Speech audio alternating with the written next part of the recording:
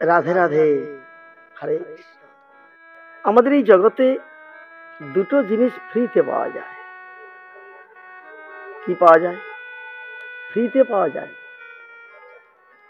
এক হলো চিতা, আর এক হলো চিন্তা।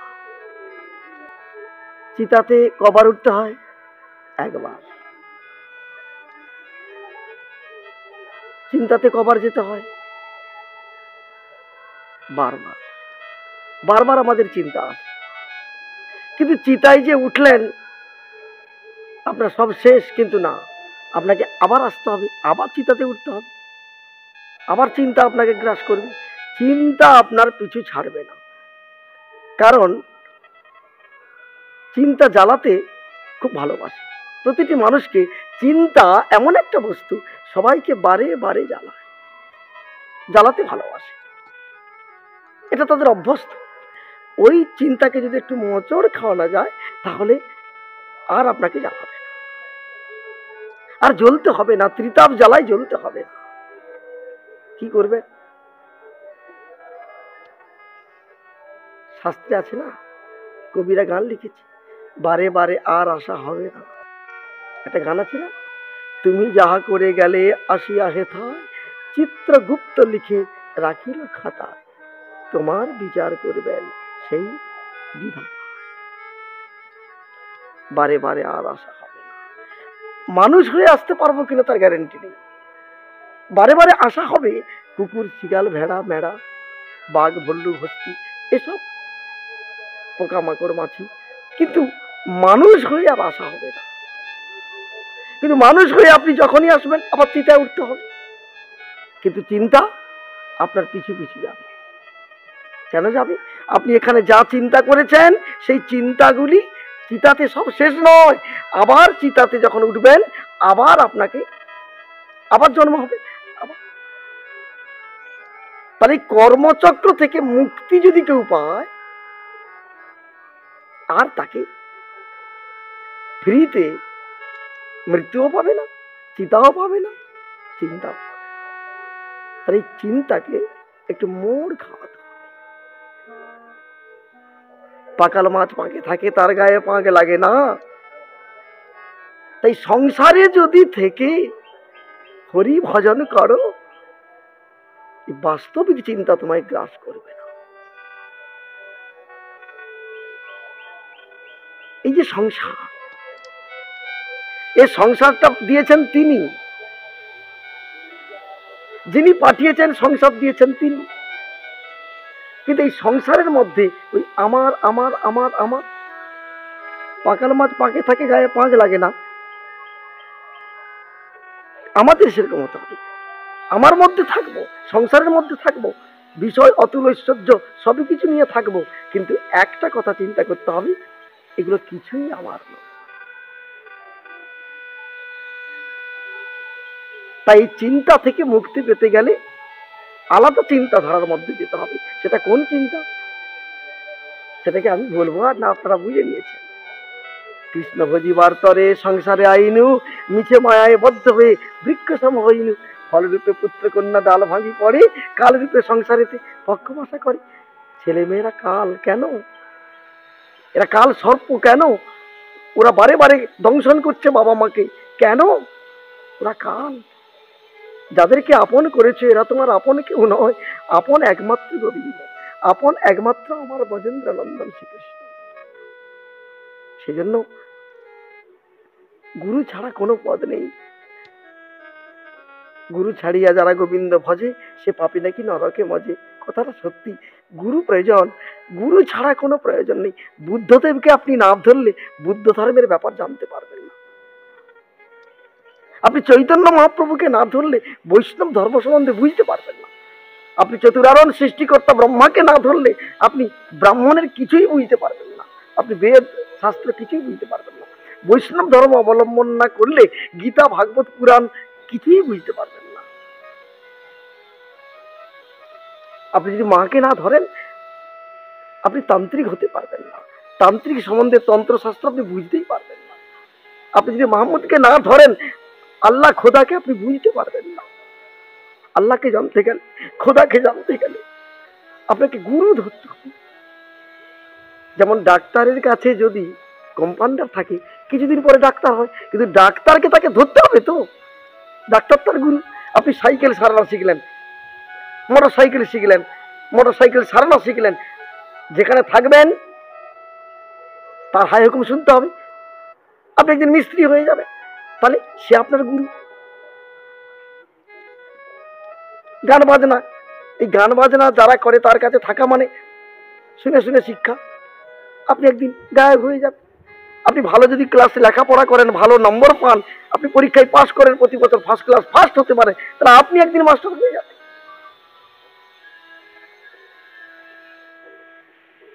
সব কাজে গুরু আছে। এই যে আমাদের পাড়া গ্রামে দেখবেন ছোট ছোট ছেলে মেয়েরা 14-15 বছর, 14 বছর, 12 বছর, এরা কিছুই, এরা নাক টিপলে দুধ পড়বে, কিন্তু এক একজন আছে এরকম পার্টি, সে গুরু। সে তখন ওই সব বাচ্চাগুলোকে উস্কানি দিচ্ছে, পাড়াতে একটা লক্ষ্মী পুজো করবো আয়, মনসা পূজা করবো আয়, কালী পূজা করবো আয়, রাধা কৃষ্ণ পূজা করবো। এটা হুট করে বলবে না, কেন জানেন? রাধা কৃষ্ণ পুজো করতে গেলে, চৈতন্য দেবের কিছু পুজো করতে গেলে এইসব চলবে না, এইসব চলবে না, এইরকম চলবে। তাহলে সেই রকম পূজা ধাক্কা দিয়ে মানুষকে মেরে তার গাড়ি আটকে ঘাড় ধরে কোন রকম টাকা নিতে হবে, নিয়ে কালী পূজা, লক্ষ্মী পূজা, মনসা পূজা, কি পূজা সবাই আপনারা জানেন, আরম্ভ হয়ে গেল। সেই ছোট ছোট ছেলে মেয়েদের শিখাতে আরম্ভ করলো, একটু খা। সে বলে না খাবো। আরে খা না, একটু একটু একটু, এইটা খা, একটুখানি খেয়ে ভালো লাগে, খা। এবার সে তার খাবে না, তাকে জোর করে খাওয়াচ্ছে, থামসাপের সঙ্গে খাওয়াচ্ছে। এবার সে একটু একটু খেতে খেতে খেতে খেতে খেতে খেতে খেতে খেতে সে একদিন মাতাল হয়ে বলল, গুরু। দেখুন সেখানে গুরু, মানে গুরু সব জায়গায় আছে, কিন্তু কোন গুরু ধরবেন, কোন গুরু ধরলে আপনি পরমার্থিক পাবেন, এটা আপনাকে চিন্তা করতে হবে। কোন গুরু ধরলে আপনার চরিত্র ভালো হবে, কোন গুরু ধরলে আপনার সংসার মঙ্গল হবে, কোন গুরু ধরলে আপনি ভগবানের ধামে পৌঁছাতে পারবেন, আপনি মানুষ হয়ে মানুষের কাছে মুখ দেখাতে পারবেন, সংসার সুন্দর করতে পারবেন, স্ত্রীর কাছে ভালো হবেন, ছেলে মেয়ের কাছে পূজা পাবেন, অর্চনা পাবেন, আত্মীয় বন্ধু বান্ধবের কাছে ভালো ব্যবহার পাবেন। হ্যাঁ, পাড়ার প্রতিবাসী আপনাকে দেখলে নমস্কার করবে, ভদ্রতা অর্জন কোন গুরু ধরলে পাওয়া যাবে, সেটা আমাকে বিচার করতে হবে। সব ভগবান করায়। শুনুন, একটা গুরুত্বপূর্ণ কথা বলি, ভগবান কি করায় না করায় এগুলো একটু জানতে হবে। আপনারা এত টাকা এত দিকে দেন, শ্রীমদ ভাগবত গীতা দয়া করে আপনারা একটু অভ্যাস করুন, দেখবেন শ্রীমদ ভাগবত গীতাতে আপনাকে বলে দেবে যে আপনি কোন পথ ধরবেন। সাত্বিক মানুষ আছে, রাজসিক মানুষ আছে, তামসিক মানুষ আছে, সাত্বিক খাবার আছে, রাজসিক খাবার আছে, তামসিক খাবার আছে, আপনি যেমন পথে যেতে পারেন যাবেন। রাজসিক পথ, তামসিক পথ অবলম্বন করলে কত জন্মের পর ভগবানকে পাবেন তার গ্যারান্টি নাই, কিন্তু সাত্বিক পথ যদি অবলম্বন করেন আশা করি ভালো সুখে শান্তিতে থাকতে পারেন, আপনি গোবিন্দ চরণ অবশ্য পাবেন, কোনো ভুল নেই, কোনো সন্দেহ নাই। সেই জন্য এই জনম মরণ চক্র থেকে উত্তীর্ণ হয়ে বৈকুণ্ঠ ধাম প্রাপ্তি হতে গেলে, ভগবানের ধামে পৌঁছাতে গেলে আপনাকে এই সাংসারিক চিন্তার মধ্যে একটু ঈশ্বর চিন্তা, একটু ভগবানের চিন্তা। আপনি স্বামী বিবেকানন্দের বই পড়ুন, রামকৃষ্ণের কথামৃত পড়ুন, আপনি শ্রীমদ ভগবত গীতা পড়ুন, চৈতন্য চরিতামৃত, রামায়ণ, মহাভারত, ভাগবত আপনি অধ্যয়ন করুন। এই ধর্মগ্রন্থ আমাদের সনাতন হিন্দু ধর্মের প্রধান গ্রন্থ। আমি যে হিন্দু, আমি যে সনাতন ধর্ম, আমার প্রমাণ কি? অনেকে বলে এই তিলক না নিয়ে কি সনাতন ধর্ম অবলম্বন করা যায় না? দেখুন, পুলিশের পোশাক না পরলে, যেমন পুলিশ বলে না, তাই কোনো চন্দন ফোঁটা বা আমাদের যে সনাতন ধর্মের চিহ্ন না থাকলে আমি যে সনাতন ধর্মীয় মানুষ তার প্রমাণ হয় না। যারা ইসলাম ভাই আমার এই ভিডিও দেখছেন, আপনারা একটু বলুন তো, যেখানে সেখানে বসে নামাজ পড়া যায়, কিন্তু মসজিদে যখন বসে টুপি পরে আপনি যখন আপনি আল্লাহকে ডাকবেন, আপনার মনের ভেতরে আপনার যে ভাবের সৃষ্টি হয় কিনা বলুন। যারা পুলিশে চাকরি করেন, আপনি পুলিশ সবাই জানে, আপনি চাকরি করেন, কিন্তু যখন আপনার পোশাকটা থাকবে, আপনার টুপি থাকবে, হ্যাঁ, হাতে বন্দুক থাকবে, বা আপনার কোমরে বন্দুক থাকবে, হাতে একটা লাঠি থাকবে, তখন পুলিশ বলে আপনাকে মনে হবে, বা আপনারও মনের মধ্যে জাগবে আমি একটা পুলিশ, আমি চাকরি করছি। মারোয়ারিরা, হিন্দুস্থানিরা, তাদের একটা পোশাক আছে, কারোর পেগড়ি আছে, কারোর সিঁদুরের ফোঁটা আছে, প্রত্যেকের একটি চিহ্ন আছে। তার চিহ্নটা হচ্ছে সনাতন ধর্মের মানুষ কিনা তার প্রমাণ। শ্রী শ্রী ঠাকুর রামকৃষ্ণ পরমহংসদেব বলেছিলেন না, যত মত তত পথ। এই কথাটা অনেকে মানে না, কিন্তু এটা আমি যতটুকু বুঝেছি, এই সনাতন ধর্মের মধ্যে বহু পথ। বহু পথ কেন? কোন পথটা একটু সরল, কোনটা একটু কঠিন, কিন্তু যে পথে যাও না কেন আমি অনুভব করে দেখেছি ঈশ্বর ধামেই পৌঁছানো যায়। যত মত তত পথ হতে পারে, কিন্তু কেন্দ্র তো একটা। প্রতিটি শরীরের মধ্যে ভগবান ব্রহ্ম বিরাজ করছে, আত্মা বিরাজ করছে, প্রত্যেকটা শরীরে বিরাজ করছে, এটা অনুভব করতে হবে। সাধুগুরু বৈষ্ণব জ্ঞানীগুণী পণ্ডিত যারা রয়েছেন, ওনাদের চরণ আশ্রয় হতে হবে। এই কয়েকদিন আগে রথযাত্রা উপলক্ষে আমাদের এই মেদিনীপুরে ডিমারি আস্তানার স্টপিজ শ্যামসুন্দর প্রভুর আশ্রমে আমি রামায়ণ গান করলাম। আপনারা ইউটিউবে অনেকে দেখেছেন। এত ভালো লাগলো উনার ব্যবহার, উনি এত যত্ন করে মানুষের প্রতি যে ব্যবহারটা দেখাচ্ছে, আমি খুব অভিভূত। ওনাকে দর্শন করলেও পূর্ণ। উনি যখন কথাগুলো বলেন, যেসব কথাগুলো বলেন, আমি অন্যান্য কীর্তনীদের মুখে তো হরি নাম কৃষ্ণ নাম ভাগবত কথা শুনেছি, কিন্তু উনার কথাগুলোতে একটু আলাদা। তার মানে উনি জ্ঞানের অধিকারী। তো উনি ত্রিকালাজ্ঞ সাধনা করে, সেটা কেউ না অনুভব করলে আমি অনুভব করেছি। আর উনার যে খরচ আমি দেখেছি, উনার অর্থ ব্যয় ভক্তদের প্রতি, ভক্ত সেবার প্রতি বা রক্ষণাবেক্ষণা করতে তাদের 30-35 জন লোক থাকে। প্রতি মাসে তাদের একটা মায়নাপত্র আছে। কেউ তো বেকার নয়, খরচ আছে।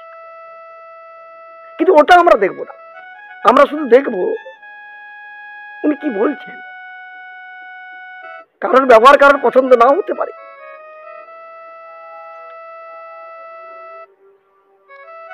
এই জগতের মধ্যে খারাপ ভালো সবই আছে রে, রামকৃষ্ণ বলেছিলেন না, খারাপটাকে বাদ দিয়ে ভালোটাকে তুলে নে। আপনার যেটা পছন্দ হচ্ছে না, খারাপ বলে মনে হচ্ছে, নেবেন না, কিন্তু ভালোটা তো নিতে পারেন। যে কথাটা নিয়ে আমার পথটা ভালো হবে, আমি গোবিন্দের ধামে পৌঁছাতে পারবো, আমি গোবিন্দের কাছে যেতে পারবো, আমি তাকে লাভ করতে পারবো। এই জন্য সাধু মহান্তদের নিন্দামন্দ করতে নাই।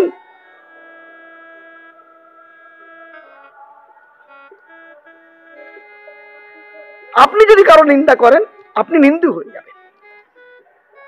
আমাকে অনেকে প্রশ্ন করে, আচ্ছা প্রাণকৃষ্ণ প্রভু একটা কথা বলবো, বলো। যারা ভগবানকে ডাকে না, জানে না, মানে না, অন্যায় করে যাচ্ছে, অত্যাচার করে যাচ্ছে, তাদের কোনো শাস্তি বিধান হচ্ছে না, তারা বেশ আছে ভালো, খাচ্ছে ভালো, বেশ রিল্যাক্স করছে। কিন্তু যারা ভগবানকে ডাকতে শিখেছে, গুরু আশ্রিত হয়ে হরিনাম সংকীর্তনের দ্বারা নিজের মনকে গোবিন্দের চরণে নিয়োগ করেছে, তাদের যত জ্বালা যন্ত্রণা অসুখ বেসুখ কেন, তাদের এত অশান্তি, এত দুঃখ কষ্ট ভগবান দিচ্ছে কেন, আমি তো বুঝতে পারছি না। আর যারা পাপের উপর পাপ করে যাচ্ছে, অন্যের উপর অন্যায় করে যাচ্ছে, তাদের শাস্তিও হচ্ছে না, আরো গাড়ি বাড়ি হচ্ছে, মানে এটা বোঝা যাচ্ছে না এটা কেন হয়। আলম দেখো, যারা দেখবে অন্যায় করছে, অপরাধ করছে, পাপ করছে, একাদশী মানছে না, অমাবস্যা মানছে না, গুরু গোসাই মানছে না, বাবা মা মানছে না, সাধুগুরু মানছে না, হরিনাম কীর্তনকে পছন্দ করছে না, ভাগবত কথাকে, হরি কথাকে, রামায়ণ কথাকে কিছুই ভাল লাগছে না, মানে তার ওসব চলবে না। টিভি দেখবে, খবর কাগজ দেখবে, হ্যাঁ, মোবাইল সারাদিন ঘাঁটবে, কত কিছু খেলবে, হ্যাঁ, দিনের পর দিন সময় নষ্ট করে যাচ্ছে, হরি ভজন নেই। হ্যাঁ, আর নিরামিষ তার একবার ভালোই লাগে না, তার 7 দিনই যেন আমিষ খাওয়ার খেলে যেন তার শরীর ভালো থাকে, এইসব তার মনের মধ্যে। তা দিনের পর দিন জীব হত্যাও করছে, খাচ্ছে, আনন্দ ফুর্তি করছে, কিন্তু গাড়ি বাড়ি হচ্ছে, টাকা হচ্ছে। কেন জানেন? ও যে এখন যে রিল্যাক্স করছে, পুণ্য করছে না, মানে এখন যে রিল্যাক্স করছে, এত আনন্দ পাচ্ছে, উন্নতি হচ্ছে, ওর পূর্বজন্মে ওর পুণ্য আছে, পূর্বজন্মে ওর পুণ্য আছে, সেই পুণ্যের ফলটা ভোগ করছে। আপনারা কি মনে করেছেন আজকে যেমন দিন যাচ্ছে আগামীকাল কি এরকম কাটবে? এখন যেমন বর্তমান সময়টা চলছে, 2 বছর, 5 বছর, 10 বছর পরে যখন 60, 65, 70 হবে, তখন কি ওই সময়টা আমাদের থাকবে? এই সময়টা তখন পাবেন কিনা দেখুন। আপনার পুণ্যটা যখন ম্যাপ পূরণ হয়ে যাবে, আপনি এবারে যা করছেন এর হিসাব আপনাকে এখানে দিতেই হবে। যাবেন কোথায়? পালাবার পথ নেই, জম আছে পিছিয়ে, হিসাব এখানে তোমাকে দিতেই হবে, হিসাব না দিয়ে যেতে পারবেন না। কিন্তু যারা দুঃখ কষ্টের পরে আমার গোবিন্দকে ডাকছে, তাদের এত দুঃখ কষ্ট কেন? ভগবান তাদেরকে একটু পরীক্ষা করে দেয়। ভগবান বললেন, যারা স্কুলে পড়ে তাদের ভাগ্যে পরীক্ষা জুটে রে, যারা চা দোকানে, মিষ্টি দোকানে কাজ করছে, প্লেট ধুতিছে, কাপ ধুতিছে, তাদের ভাগ্যে পরীক্ষা নেই। কেন? স্কুলে তো যায় না, পরীক্ষা নেই। কিন্তু যারা পড়ে, পরীক্ষা তো তাদের ভাগ্যে জুটে। তাই যারা আমার চরণে মনোর্পণ করেছে, যারা আমাকে সাধন ভোজন করে, যারা আমাকে ভালোবাসে, যারা আমার দুটো পাকে জড়িয়ে ধরে রাখে, আমি তাদেরকে একটু পরীক্ষা করি, একটু দুঃখ দিই, একটু কষ্ট দিই। যে করে আমার আশ, আমি তার করি সর্বনাশ। যদি না ছাড়ে আমার পাশ, তবে তো আমার দাসানুদাস। আমি কিছুদিন পরে দেখবো, ভগবান বলছে যে এত দুঃখ কষ্ট দেওয়ার পরও আমার পা ছাড়ছে না, তখন উনি কৃপা করে, কৃপাময় দাসের দাস করে চরণে রেখে দেবেন। তাই গৌর হরি, তিনি চরণে রেখে দেবে, আর ছাড়বে না। উনি তোমাকে তখন তোমার হয়ে যাবে, তুমি হয়ে যাবে তার। তুমি যখন যা চাইবে, তুমি যখন যা চাইবে তাই পাবে। কিন্তু প্রকৃত ভক্ত যারা হবে, তারা সুখ চায় না, তারা সুখ চায় না, তারা শুধু একটু শান্তি চায়, পরমানন্দ চায়, পরমানন্দ গোবিন্দকে চায়। দুঃখ কষ্ট পেলেন বলে মনে করলেন দুঃখ কষ্ট যখন পাচ্ছি ভগবানকে ডাকবো না, না না না, এ চিন্তাধারা যেন না আসে, খুব সাবধান। তিনি সর্বত্রে আছে, সূক্ষ্মভাবে আছে। আমরা কি করি না করি সব তিনি দেখছেন। তিনি অন্তরের অন্তর্যামী, তিনি আত্মারাম। তিনি প্রত্যেক শরীরে যেমন বিরাজ করে, বিশ্বব্যাপীও সূক্ষ্মভাবে তিনি বিরাজ করে। তিনি দেখে নেয় কে তাকে কতটা ভালোবাসে। ভগবান আমার ভালোবাসার কাঙাল। উনি সম্পর্কটাকে দেখেন না, উনি ভালোবাসাটাই দেখে। দুর্যোধনের কন্যা লক্ষণা ভগবান শ্রীকৃষ্ণের পুত্র সম্ভ, সবাই জানেন। তাদের যখন বিবাহ হলো, দুর্যোধনের সঙ্গে কৃষ্ণের সম্বন্ধটা দাঁড়ালো বিয়াই বিয়াই। কিন্তু যখন কুরুক্ষেত্রে যুদ্ধ বাঁধলো, ভগবান শ্রীকৃষ্ণ বিয়াইয়ের দলে না গিয়ে অর্জুনের দলে যোগ দিয়ে সারথি হয়ে গেলেন। কেন? কৃষ্ণ বিশ্ব জগৎকে দেখাচ্ছে সম্পর্ক আমার বেই হতে পারে, সম্পর্কটাকে আমি ভালোবাসি না, সম্পর্কটাকে বড় করে আমি দেখি না, আমি দেখি একমাত্র ভালোবাসা। এরা 5 ভাই আমাকে যে ভালোবাসা দিয়েছে, এ ভালোবাসা থেকে কি ছেড়ে যাওয়া যায়? পাঞ্চালী একমাত্র কৃষ্ণগত প্রাণ, এরা 5 ভাই আমাকেই উপেক্ষা করে। যখন দ্রৌপদীর বস্ত্রহরণ হয়, ভীম তবু তেড়ে উঠে একবার মহারাজ যুধিষ্ঠির থামিয়ে দিচ্ছে। কেন? ধৈর্য ধর, লক্ষ্য কর, স্মরণ কর। এই সংসার, এখানে কত কিছু চলবে, অন্যায়, অবিচার, অত্যাচার চলবে। সব বিচার যদি আমরা করব, আমার আসল বিচারকের উপর একটু রাখবো না আস্থা?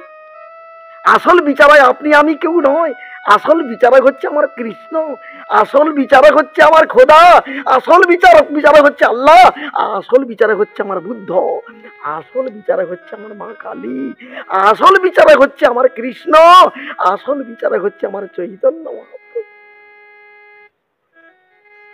যত মত তত পথ, কিন্তু ওই একজন বহুরূপে যখন অর্জুনকে বিশ্বরূপ দেখাচ্ছেন, অর্জুন কি দেখছে তার জ্ঞান চক্ষুতে? সহস্র সহস্র নদী নালা, পাহাড় পর্বত, ৩৩ কোটি দেব দেবী, কালী দুর্গা শিব শীতলা ব্রহ্মা লক্ষ্মী গণেশ বিশ্বকর্মা, সবই কৃষ্ণের। কৃষ্ণের তো সব বিভু অবতার, কৃষ্ণই হচ্ছে মালিক। তাই ভগবান শ্রীকৃষ্ণ অর্জুনকে বললেন না, অর্জুন তুমি সব ধর্ম পরিত্যাগ করে একমাত্র আমার চরণে মন সমর্পণ করো, তুমি আমাকে পূজা করো, আমাকে ভক্তি করো, আমাকে ডাকো। কিন্তু ভগবানের চরণ স্মরণ করতে গেলে এইসব বিদ্যা গুরু ছাড়া পাওয়া যাবে না। সেই জন্য সবাইকে আমার একটাই অনুরোধ, একটু গুরু ধরার চেষ্টা করুন। অনেকে বলে গুরু কোথায় পাবো? কেউ কেউ বলে যিনি নিরামিষ খায় তিনি গুরুদেব, যিনি দুবেলা প্রসাদ সেবা করে তিনি গুরুদেব। কথাটা সত্য।